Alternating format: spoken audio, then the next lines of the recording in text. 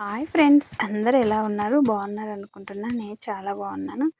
ఈరోజు సింపుల్గా ఒక రైస్ చేస్తున్నాను చూడండి. ఆనియన్స్, టమోటో, పచ్చిమిర్చి వేసి బాగా వేయించుకుంటున్నా. సాల్ట్, పసుపు వేసి వేగిన తర్వాత కారం వేసేయాలి. కందిపప్పుని బాగా ఉడికించుకొని పక్కన పెట్టేసా.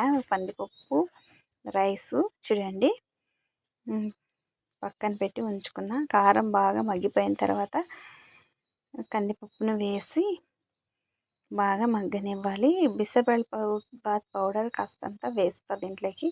అందుకోసం చూడండి కొంచెం వేసి బాగా కలిపేయడమే. సింపుల్గానే లెమన్ రైస్ ఎలా చేసుకోవచ్చు అంతే సింపుల్గా అయిపోతుంది.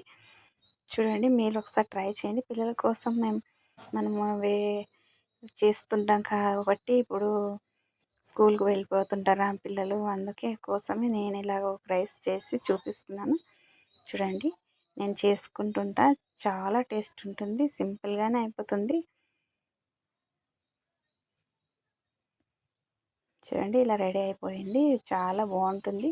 మీరు ఒకసారి ట్రై చేయండి. మీకు ఎలా వచ్చిందో కామెంట్ చేయండి. చూడండి ఎంతో ఈజీగా ఉండే రైస్ రెడీ అయిపోయింది. Bye friends.